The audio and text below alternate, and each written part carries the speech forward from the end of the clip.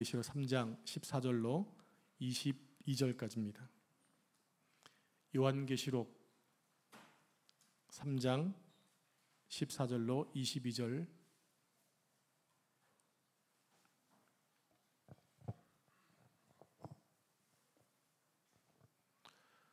다 찾으셨나요? 한 절씩 교독하겠습니다. 라오디게아 교회의 사자에게 편지하라. 아멘이시요 충성되고 참된 증인이시요 하나님의 창조의 근본이시니가 이르시되 내가 행위를 아노니 내가 차지도 아니하고 뜨겁지도 아니하도다. 내가 차든지 뜨겁든지 하기를 원하노라. 내가 이같이 미지근하여 뜨겁지도 아니하고 차지도 아니하니 내 입에서 너를 토하여 버리리라. 내가 말하기를 나는 부자라 부요하여 부족한 것이 없다 하나 내 공고한 것과 가려는 것과 가난한 것과 눈먼 것과 벌거벗은 것을 알지 못하는도다. 내가 너를 권하노니 내게서 불로 연단한 금을 사서 부요하게 하고 흰옷을 사서 입어 벌거벗은 수치를 보이지 않게 하고 안약을 사서 눈에 발라 보게 하라. 뿔은 내가 사랑하는 자를 책망하여 징계하노니 그러므로 내가 열심을 내라 회개하라. 볼지어다 내가 문 밖에 서서 두드리노니 누구든지 내 음성을 듣고 문을 열면 내가 그에게로 들어가 그와 더불어 먹고 그는 나와 더불어 먹으리라. 이기는 그에게는 내가 내 보좌와 함께 앉게하여 주기를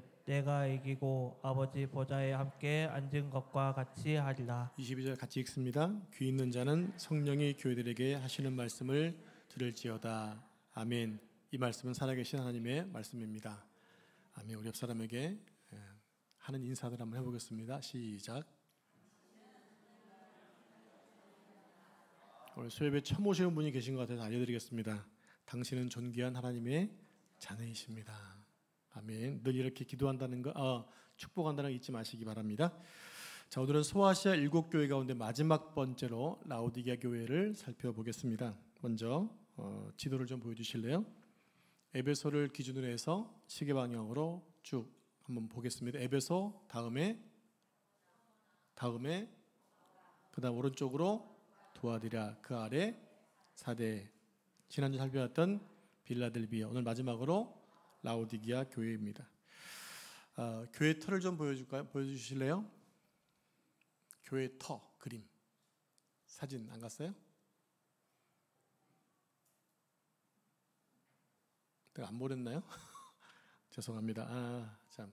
라오디게아의 뜻을 한번 살펴보겠습니다. 뜻, 어떤 뜻이 있는가? 백성을 의미하는 히브리어 라오스, 또 통치하다 히브리어로 디카오 합쳐서 조합된 글자인데요. 무슨 뜻이냐면 백성의 통치라는 뜻이 있습니다. 라오디게아는 백성의 통치라는 지역이다. 백성들이 많고 또 통치가 잘 이루어졌음을 의미하고 있는 거죠. 라오디게아 지역의 특징을 좀 살펴보겠습니다. 어떤 특징이 있는가? 라오디게아는 인구가 많은 상업도시로서 일찍부터 금융업이 발달했습니다. 사람이 많이 모이면 돈의 흐름이 많아지잖아요. 그러면 자연스럽게 금융업이 발전되게 됩니다. AD 17년경에 소아시아 지역을 강타했던 큰 지진이 났을 때 대다수의 도시 국가들은 로마 제국의 지원으로 재건 사업을 했습니다. 그때 라오디게아는 그 지원을 거절할 정도로 부유했다. 그 지역이 바로 라오디게아 지역입니다.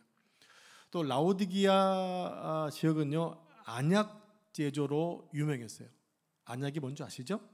코에 바르는 거, 눈에 바르는 안약이 제조했었고요. 또 도시 안에 유명한 의과대학이 있었습니다. 그 당시에 의과대학이 있었다는 것은 엄청나게 발전된 도시임을 알 수 있게 하죠. 그런데 이 도시 한 가지 문제점이 있습니다. 어떤 아쉬운 점이 있냐면 생활용수가 절대적으로 부족했다는 거예요. 생활용수, 오늘 614동에 잠시 단수가 되었거든요. 일반 그냥 주거 지역에서 단수가 되면 미리 큰 도라무통, 이라면 알아드시죠? 도라무통 이런 데다가 물을 받아 놓습니다. 근데 요즘에 여러분 집에 그런 거 받아 놓으시나요? 그런 통 자체가 없잖아요. 요즘에는 김장도 잘 안 담그니까 대야도 별로 없는 그런 세대 내에 물을 받아 놓을 데가 없는 거예요. 그러니까 단수가 되면 너무 힘들어요. 가장 힘든 게 화장실 가는 게 제일 힘들어요. 요즘 현대에 그런 문제가 있더라고요. 근데 골로새에는 부유하고 또 대학이 있을 만큼 아주 부유한 지역이었는데 이 생활용수가 많이 부족했다고 하는 거예요. 그래서 북쪽으로 9km에 있는 히에라폴리스라는 지역에서 온천이 났는데 온천수를 끌어왔습니다. 수로로 끌어왔고 또 라오디기아 밑에 쪽으로 서쪽 밑에 쪽으로 골로새 지역이 있었는데 거기서 아주 찬 안반수와 같은 찬 물을 끌어와서 사용할 정도였다고 합니다. 그러니까 관계수로가 아니라 물을 먹는 수로를 끌어올 정도니까 그 지역이 많이 발전됐다는 사실을 알 수가 있겠죠. 그런데 문제는 그렇게 끌어온 물이 어떠했느냐? 마시기에 적당한 것이 아니라 미지근했다고 하는 거예요. 어느 정도로 미지근했느냐? 할 정도로, 토해버릴 정도로 아주 물이 맛이 없었다는 겁니다. 자, 그러면 편지를 보낸 예수님의 모습을 살펴보겠습니다. 자, 세 가지로 표현하고 있는데 먼저 14절 말씀을 같이 합독하겠습니다. 시작. 라오디게아 교회 사자에게 편지하라. 아멘이시오. 충성되고 참된 증인이시오. 하나님의 창조의 근본이시가 이르시되. 아멘. 첫 번째로 예수님을 뭐라고 표현하고 있습니까? 아멘이시오라고 표현하고 있습니다. 아멘이시오. 이 말은 그리스도는 진실하시다라는 뜻입니다. 메모하셔야 됩니다. 아멘은 그리스도는 진실하시다.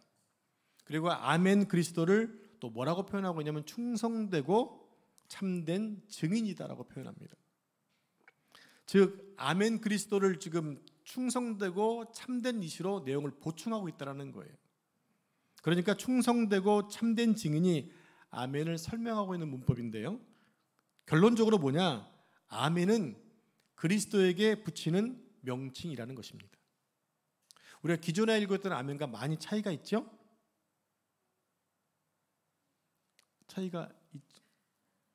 제가 지금 이렇게 회중에 들리는 게 어느 정도인지 이렇게 이해가 잘 안 돼서 그래요. 뒤에 지금 정수훈 입사님 잘 들리시나요? 아, 그러시구나. 잘 들리시는군요. 자, 결론적으로 아멘은 누구에게 붙이는 호칭이다? 예수 그리스도. 예수님은 진실하시다. 이 고백이 바로 뭐란 얘기입니까? 아멘이라는 뜻이에요. 자, 그러면 아멘의 규원에 대해 살펴보겠습니다. 어떻게 아멘이 나왔는지를 살펴보겠습니다. 성경 다 찾겠습니다. 이사야 65장 띄워주지 마세요. 이사야 65장 16절로 17절입니다.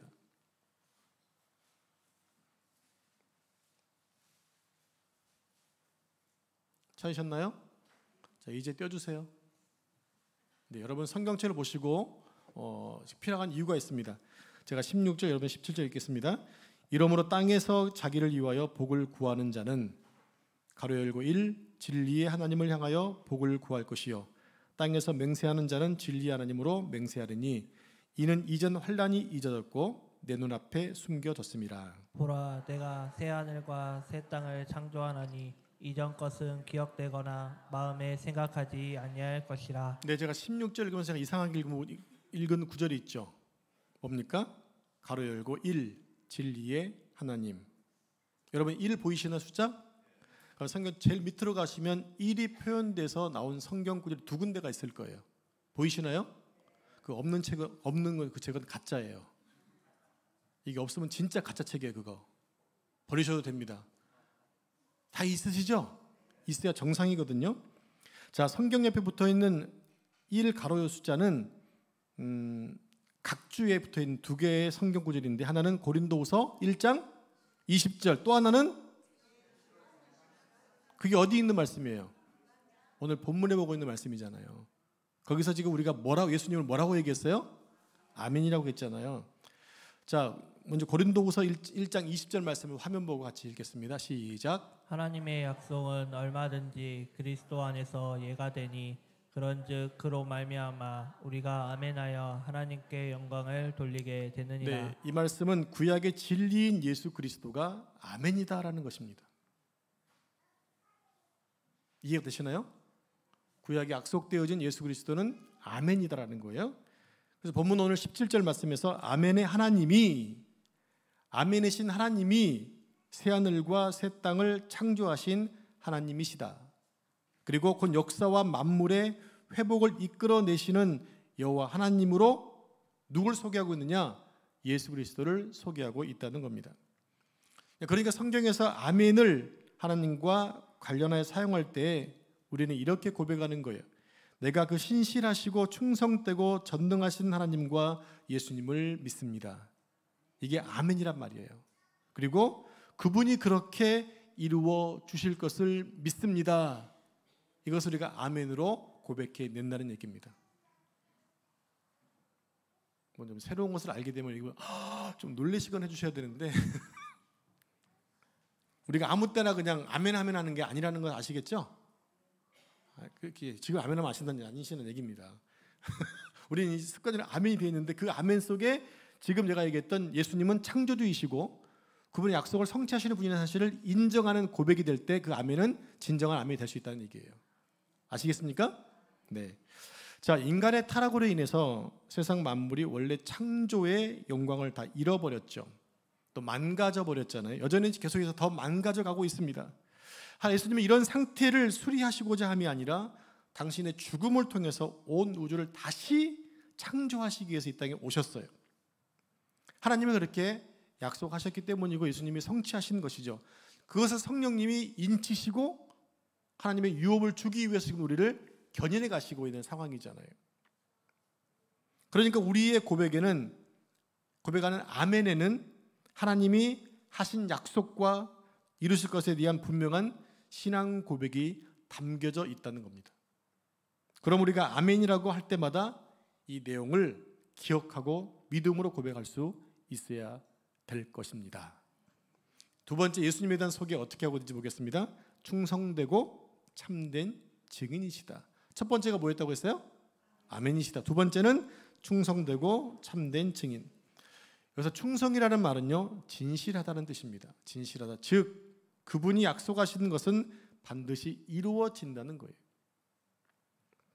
이 말은 그리스도께서 하나님을 계시하시고 하나님의 신실하심을 증거하시기 위해 온전한 순종과 충성으로 구약의 모든 약속을 성취하셨음을 말하고 있는 겁니다. 즉 예수님이 이 땅에 오신 목적이 뭡니까? 구약에서 하나님이 하신 약속의 말씀을 그대로 성취하시기 위해서 오신 거예요. 그분이 모든 성취를 이루시고 하늘에 올라가셨어요. 다시 그분이 이 땅에서 하나님 나라를 이루기 위해서 다시 재림하게 되신다는 얘기입니다. 우리는 지금 그 예수님을 지금 고대하고 있는 거잖아요. 우리 교회가 예수님 다시 오심을 기다리고 있는 거잖아요. 그분이 곧 오실 줄로 믿습니다. 자, 세 번째 예수님 어떻게 묘사하고 있는가? 하나님의 창조의 근본으로 고백하고 있습니다. 창조의 근본이시다. 이게 무슨 말입니까? 하나님 아버지가 창조하셨을 때 예수님도 함께 했다는 얘기예요. 하나님이 창조하실 때 예수님이 뒷짐지고 계셨던 거냐? 그 같이 창조에 동참하셨어요. 누가요? 하나님과 예수님과 성령님이 함께 하신 거죠. 그래서 예수님은 창조의 원인이시다 이렇게 표현하는 겁니다. 바로 이런 전능하신 예수 그리스도가 라오디게아 교회에 편지를 보내게 하셨습니다. 그렇다면 라오디게아 교회의 상황이 어떠했는가를 보겠습니다. 그들은 차지도 않고 뜨겁지도 않았습니다. 그래서 예수님은 그들을 책망하셨어요. 15절 말씀 같이 합독합니다. 시작. 내가 내 행위를 아노니 내가 차지도 아니하고 뜨겁지도 아니하도다. 내가 차든지 뜨겁든지 하지를 원하노라. 이 책망은요 그냥 하신 말씀이 아니라 그들이 쉽게 보고 깨달을 수 있는 주변의 환경들을 가지고 하셨어요. 예수님도 비유하셨을 때 생전 처음 보는 것을 들지 않고 실생활 가운데서 늘 보는 것들을 통해서 비유하셨잖아요. 씨 뿌리는 비유, 또 가라지 비유, 이런 모든 것들이 다 예루살렘 이스라엘에서 볼 수 있는 것들이었어요. 지금 라오디게아 교회에게 하신 말씀도 그들이 실제로 경험하고 있는 것들을 비유했다는 얘기입니다. 먼저 히에라폴리스의 온천수, 또 골로새에서 끌어오는 차가운 식수를 비유해서 하신 말씀인데요. 자, 온수이건 온천수이건 차가운 샘물이건 모두 유용하지요. 뜨거운 물은 뭐 할 때? 샤워할 때. 네, 온몸이 그냥 찌뿌둥할 때 온천수 갔다 오면 이게 아주 좋다고 합니다. 일반 물하고 다르대요. 전 잘 모르겠는데 하여간 다르다고 합니다. 그래서 온천수를 즐겨 하는 거 아닙니까? 또 샘물도 중요하죠. 왜? 그런 식수로 사용되니까. 근데 문제는 물이 미지근했다고 하는 거예요. 여러분 노만바스가 있는데 온천수가 나와요. 근데 온천수가 도탄말 딱 뚝 하는데 물이 미지근해요. 그러면 문제가 있는 거죠. 뜨끈뜨끈한 47도의 물에 들어가서 몸을 좀 녹여야 되는데 물이 채 20도도 안 가는 거예요. 그러면 온천수에서 가치가 떨어지는 거죠. 그리고 골로새에서 끌어오는 그 시원한 이 안반수가 전자 이렇게 목말랐을 때 먹으면 와 시원하다 할 정도 돼야 되는데 또 미지근해 버리는 거예요. 그러면 맛이 별로 없어요. 힘차게 땀나면서 운동을 하고 물을 마실 때 여러분 주로 시원한 드링크를 마시잖아요. 근데 그 물이 미지근해요. 그러면 그 물이 맛이 없어요. 우리 김 집사님 얼굴 보니까 그 느낌을 알 것 같아요. 얼마나 그 물이 맛없으면 저런 인상을 쓰실까. 네, 그렇습니다. 이 미지근한 그 표현은요, 당시 라오디기아의 도시 상황이 그랬다고 하는 거예요. 처음에는 뜨거웠던 그 온천수가 9km나 되는 그 수로를 따라오면서 흘러오면서 점점 물이 식어져 간 거예요. 제가 백두산을 2번 올라가 본 적이 있는데요. 백두산을 올라가기 전에 왜 이렇게 놀래고 그러세요? 올라가기 전에 온천수 있고 온천탕도 있잖아요. 보면 이렇게 주변에서 길가에 그 온천수물로 달걀을 삶습니다. 그 달걀을 팔아요.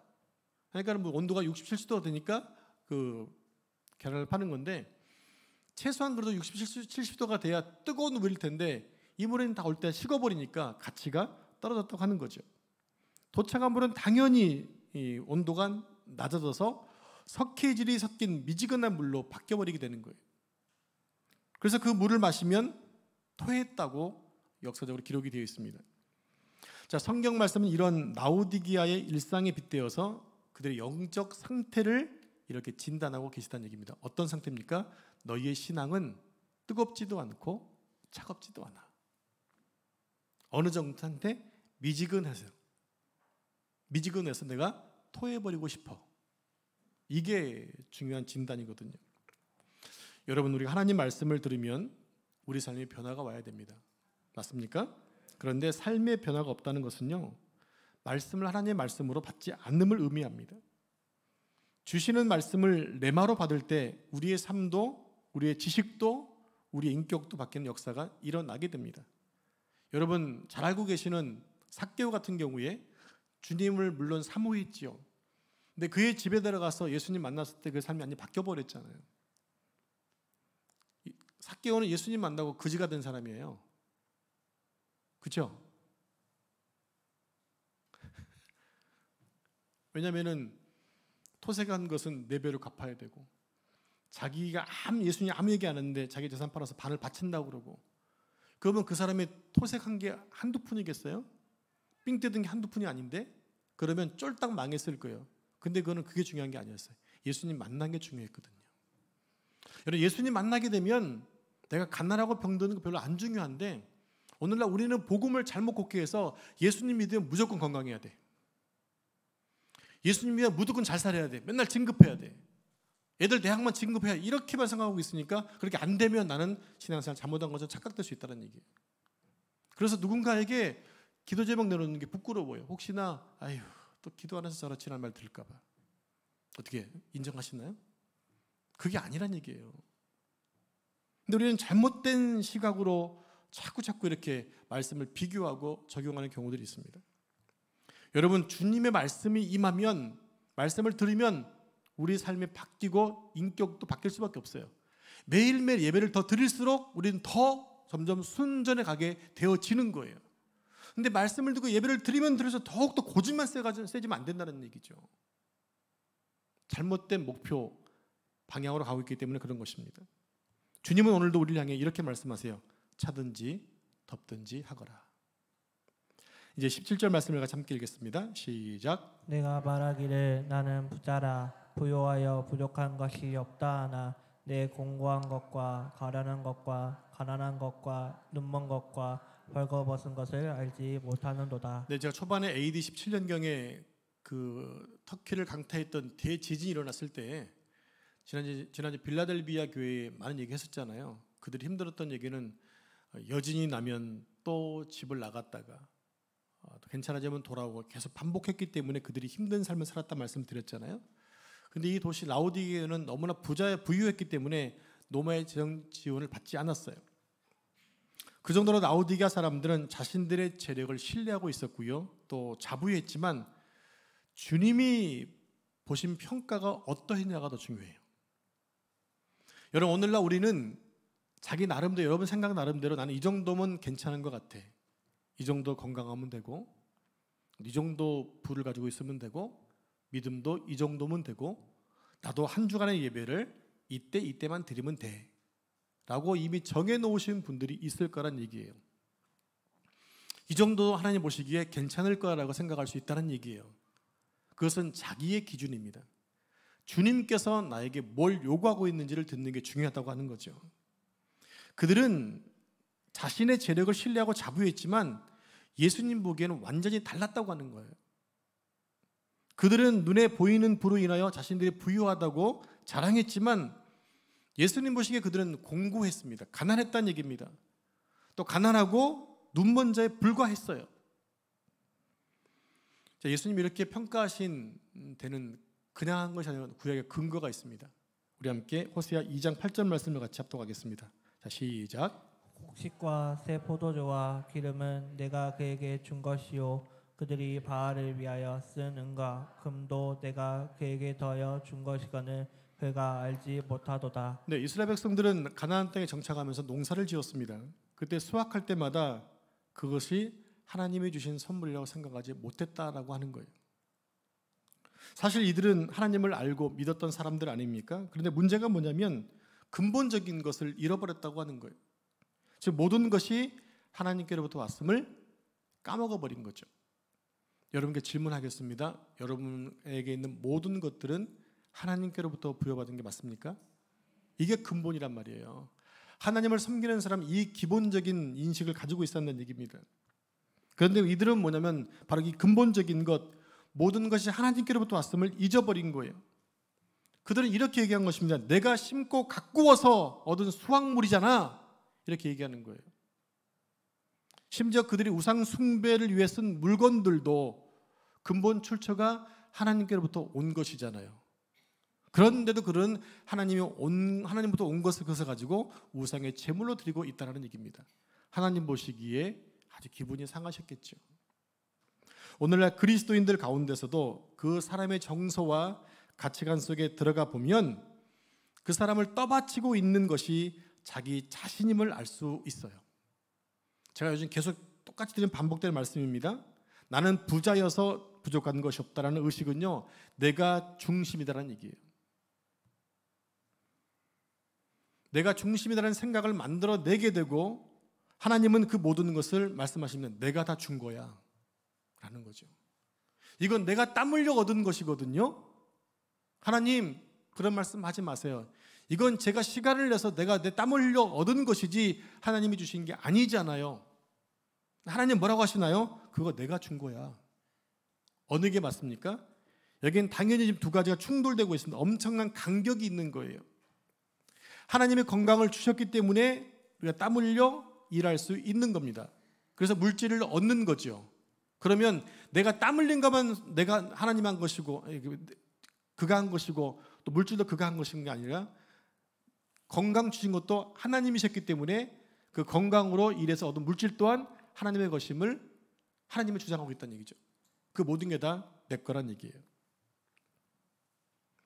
여러분, 신앙인에게는 내 삶의 기초를 내게 두느냐 하나님께 두느냐의 큰 싸움입니다. 이 싸움은 언제까지 진행될까요? 주님 오실 때까지 진행될 겁니다. 우리 사람들이 많이 노력해서 정말 90% 인정하고 간다 하더라도 10%는 여전히 내 생각이 있는 거예요. 내 의가 있거든요. 사람한테는 평생 못 버리는 게 자기 의를 못 버려요. 많이 죽인 것 같은데 많이 내려놓은 것 같은데 어느 순간에 보면 또 붙들고 있더라고요. 이거를. 그게 자기 의예요. 자랑하고 싶고 내 것을 좀 보여주고 싶고 거기에 꼭 내 이름이 들어가 있으면 좋겠다는 생각을 갖고 있거든요. 이게 자기의예요. 근데 실은 자기의가 다 타락된 의 아닌가요? 이미 인간이 범죄하면서 자기는 다 타락됐어요. 그것은 절대로 자기만을 세우는 것이 아니라 남을 힘들게 하는 요소가 되고 있거든요. 근데 계속해서 그것을 계속 주장하고 있다는 얘기죠. 자기의를 못 버리고 있는 거예요. 그때 요한계시록 3장 14절에 말씀하신 것처럼 창조의 근본이신 이가, 예수 그리스도가 존재의 바탕이다라고 주장하고 계시는 거죠. 누구의 주장이 맞나요? 하나님의 주장이 맞은 거죠. 따라서 우리는 먹고 마시고 입는 모든 것들을 하나님의 영광의 도구로 사용해야만 하는 것입니다.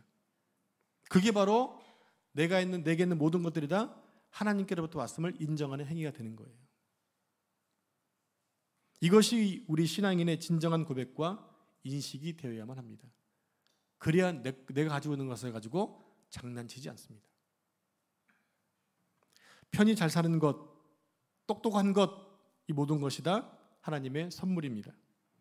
내게 근거해서 내가 생산한 것은 아무것도 없습니다. 여러분 착각하시면 안 됩니다. 그 사업 내가 지금 추진하고 내가 영업한 건데요. 물론 영업했죠. 그걸 부인하는 게 아닙니다. 그렇지만 그 근거가 누구로부터 시작됐냐를 잊지 마시라는 얘기예요. 그 근거가 내 어떤 인적 자원들, 나의 인력, 나의 정직함, 나의 수고, 나의 땀이라고 생각할 수 있지만 그렇게 하게 되신 배경이 누구냐? 하나님이시라는 사실을 인정하지 않으면 내 의가 될 수 있다는 얘기예요. 그래서 우리가 신앙생활하면서 자랑할 것은 오직 예수 그리스도밖에 없는 거예요. 사도 바울은 고백합니다. 나의 자랑은 오직 십자가밖에 없다. 우리가 평생에 고백해야 될 겁니다. 그 십자가만 고백한다면 우리는 절대 내가 있고 없고에 따라서 내 기분이 좌우되지 않을 거예요. 자꾸 우리는 없는 것 왜 따지느냐? 내가 벌 능력이 없잖아요. 저에게 지금 돈이 많이 필요한데 내 능력으로 벌 수 있는 게 없어요. 그러니까 절망하는 거예요. 근데 모든 것이 하나님께로부터 온다는 사실을 믿는다면, 그것이 믿어진다면 그것 때문에 뭐 하게 될까요? 하나님께 기도하게 되고 의지하게 되는 거예요. 그럼 기도하면 하나님께서 어떻게 하세요? 일하신다고요. 주신다고요. 안 주시더라도 그 일을 피해갈 수 있도록 만들어주시는 분이 하나님이시라는 사실을 알고 사는 게 믿음입니다. 알고 사는 게. 자, 이렇게 궁극적으로 자기 것이 없는데도 라오디게아 교인들은 잘못 생각하고 있었어요. 예수님을 믿으면서도 온전히 믿지 못한 것입니다. 모든 것을 자기들의 중심으로 생각했어요. 그래서 예수님은 라오디게아 교회를 향해서 3가지 처방을 주시는 거예요. 그 처방이 18절 말씀인데 연단한 금, 흰 옷, 그리고 안약입니다. 함께 18절 말씀 같이 합독하겠습니다. 시작. 내가 너를 권하노니 내게서 불로 연단한 금을 사서 부여하게 하고 흰 옷을 사서 입어 벌거벗은 수치를 보이지 않게 하고 안약을 사서 눈에 발라보게 하라. 자, 첫 번째 처방입니다. 영적으로 가난한 라오디게아 교인들에게 불로 연단한 금, 곧 시련을 통한 믿음을 사서 영적으로 부유해지라고 말씀하고 있는 거예요. 자, 여러분 원석에는 흙과 돌과 또 철광석이 섞여 있지 않습니까? 그래서 순도 높은 정금을 얻기 위해서는 뜨거운 용광로에 집어넣고 계속 끓이는 겁니다. 그러면 부유물들은 다 떠오르게 되고 정금만 남게 되는 거죠. 그러면 불순물이 다 빠지면 정금이 남게 되고 그것을 귀하게 사용하게 되어지는 거예요. 자, 두 번째로 흰 옷을 사서 벌거벗은 수치를 가리라고 말합니다. 라오디게아는 광택이 있는 검은 양들이 있어요. 여러분 인터넷 쳐보시면 검은 양이 나오는데 검은 양털을 깎아서 이 파란 이것이 고수익을, 왜냐하면 검은 양이 별로 많이 없잖아요.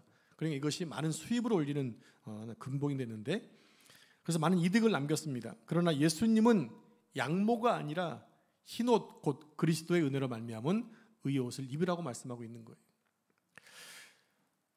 영적으로 수치스럽게 벌거벗은 것을 그리스도의 의로 옷 입어서 그것을 가려라라고 말씀하고 있는 거예요.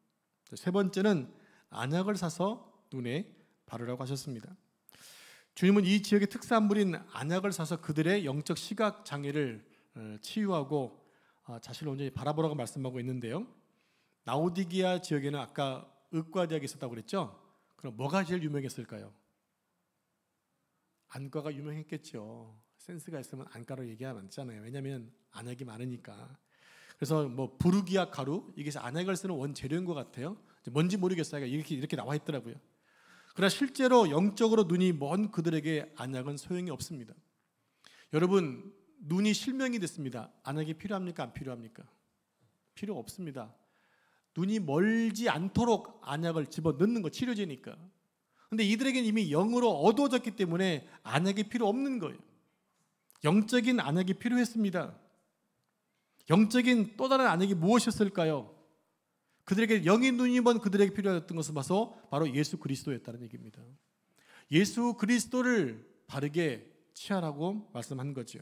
자, 우리 함께 요한복음 9장 36절 말씀 같이 합독합니다. 시작. 내가 심판하러 이 세상에 왔으니 보지 못하는 자들을 보게 하고 보는 자들은 소경되게 하려 함이라. 네, 예수님은 요한복음 1장에서 보게 되면 세상의 빛으로 이스라엘 왕으로 오셨다고 말씀하지만 당시 어두웠던 세상은 빛을 알아보지 못했고 예수님을 왕으로 영접하지 않았습니다. 그때 의식적으로 이스라엘의 영적인 상태를 비유한 게 뭐였냐면 요한복음 9장에 나오는 나면서부터 소경된 자를 치유하신 사건이었어요. 제자들이 그 소경을 보고 뭐라고 말했습니까? 제가 소경된 것은 부모님의 죄입니까? 소경의 죄입니까? 물었거든요. 그런데 예수님 영적으로 해석해 주신 게 무엇입니까?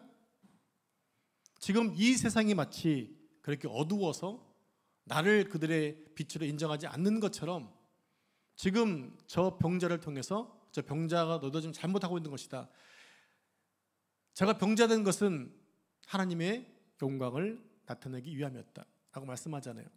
즉 예수님이 그 병자를 치유하심을 통해서 이 땅에 당신의 세상의 빛이라는 사실을 선포하신 내용이 바로 요한복음 9장이에요. 그런데 당신을 소개하죠.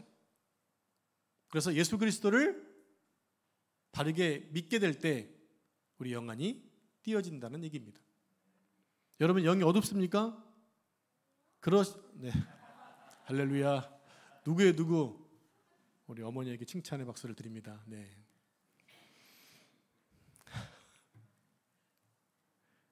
교회 일 때 애들 교회 와서 예배하게 하십시오. 왔다 갔다 상관없습니다. 왔다 갔다 하더라도. 저도 왔다 갔다 하다 목사가 됐거든요. 그러니까 왔다 갔다 하게 하십시오. 교회에서 뛰게 상관없습니다. 자, 이처럼 예수님은 세 가지 처방을 주시면서 한 가지 계속 공통적으로 반복하고 있는 말씀이 있어요. 혹시 뭘까요? 세 가지 처방을 주시면서 공통되게 반복되어 있는 말씀이 하나 있어요. 단어가 바로 사서라는 단어입니다. 그죠? 자, 여기 사라는 말은요, 하나님께서 값주고 산 백성은 구원받았다는 얘기입니다. 근데 그게 다가 아니라는 거예요.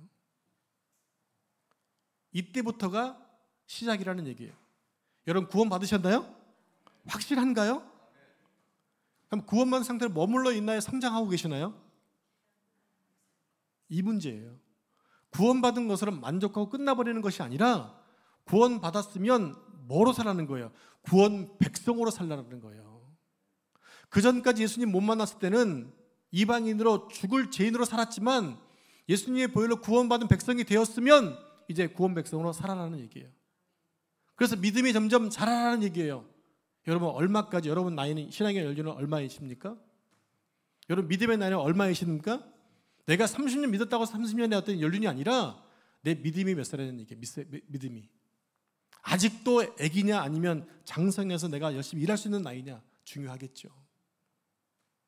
똑같은 생명이지만 우리 서진이하고 저하고 힘을 쓰는 단계가 다르잖아요. 똑같은 사람인데 아이와 어른의 차이점인 거예요. 믿음도 마찬가지, 믿음의 나이도 마찬가지인 거예요. 아직 갓난하면요 걔는 계속 공급받아야 되는 거예요. 그런데 어른이 커서 장성하면요 큰 역사를 이룰 수 있다는 얘기입니다. 그러니까 살아가는 얘기가 바로 이제 시작이다. 그래서 하나님은 이때부터 불러 연단을 해서 우리를 점점 믿음으로 정금으로 만들어 가시기 원하신다는 얘기예요. 우리를 하나님의 아드님과 바꾸어 산 사람이 되었기 때문에 우리로 하여금 그리스도처럼 장성하게 성장하기 위해서 그를 쓰시려고 이런 훈련을 시키신다고 말씀하고 있는 거예요. 그러니까 살아는 거죠. 한 가지 그러면 궁금증을 가져야 됩니다. 그것은 구원은 값없이 받은 거라 했는데 왜 또 살라고 하는 것일까? 여러분, 구원은 우리 인간에게는 아무런 조건 없이 주어진 게 맞습니다. 공짜인 게 맞습니다. 그렇지만 하나님은 우리를 구원하기 위해서 예수 그리스도를 십자가에 지불하셨어요. 하나님께는 어마어마한 지출하신 것입니다. 그렇게 구원은 절대로 공짜가 아닌 거예요. 여러분, 사람들은 선물을 받았을 때 가격이 낮은 걸 받으면 조금 소홀히 생각을 합니다. 근데 그것이 비싼 값어치면 괜히 조심스럽게 다룹니다. 그죠? 저만 그런가요? 그렇거든요. 값이 비싼 거면요 소중히 다뤄요. 근데 값이 싼 거는요 막 신고 다니고 막 입고 다니지 않습니까? 혹시 우리가 구원을 그렇게 쉽게 생각한다면 구원받은 거 별로 안 중요할 거예요. 그런데 내 구원이 예수님의 죽으심, 하나님의 아들이 돌아가신 그 소중한 것이라고 한다면 이 구원에 대해서 우리가 너무 감사하고 기뻐해야 되겠죠. 이 구원을 잃어버리지 않도록 정말 노력을 다 하겠죠. 기독교는요 구원을 받기 위해서 나의 열심으로 하나님께 나아가라고 고면하지 않습니다. 우리는 다만 매일매일의 십자가의 긍휼을 붙드는 싸움을 해야 되는 거예요. 나의 의냐 예수님의 의냐. 그렇게 치열하게 싸울 때 예수님은 안약을 사서 어두운 우리 눈에 발라주실 것이고요, 그래서 보게 하실 것입니다. 또 흰옷을 입혀주셔서 벌거벗은 우리의 수치를 가려주실 것이고, 또 불러 연단해서 우리의 믿음을 점검처럼 해주실 것이라고 약속하셨어요. 이것이 바로 오늘 보면 나오는 아멘의 주 핵심입니다. 이 약속은 진실하다. 또 이 약속을 하신 분이 진실하시기 때문에 반드시 이루어질 것이다. 이것을 믿는 게 바로 아멘입니다. 여러분 자신을 돌아볼 때 내 수준이 아직도 한심해서 스스로 낙심하고 혹시나 또 포기하고 싶을 때가 있지는 않습니까? 그러나 나는 약하고 못났지만 사랑 많으신 우리 주님이 이해할 수 없는 긍휼로 저 열린 미래를 가지고 우리에게 오시려고 준비하고 계시잖아요. 누구를 위해서? 바로 우리를 위해서. 그러니까 우리의 구원과 지금의 구원받은 나의 모습은요 저는 무가치한 존재가 아니라 너무너무 귀한 자체예요. 이 천국을 지금 준비하시기 위해서 하나님은 여지껏 2000년 동안 참고 계시잖아요. 얼마나 잘 만드시려고 그렇게 애쓰고 계시는지 모르겠어요. 2000년 동안. 여러분, 신앙은요 나를 믿는 것이 아니라 신앙의 대상이신 예수님을 따라가는 것입니다. 그분이 뭘 요구하시는지 우리가 바라보는 것이 믿음이고, 우리는 그 일을 위해 지금도 달려가고 있는 것입니다.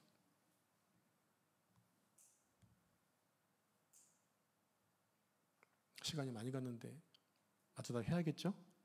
네.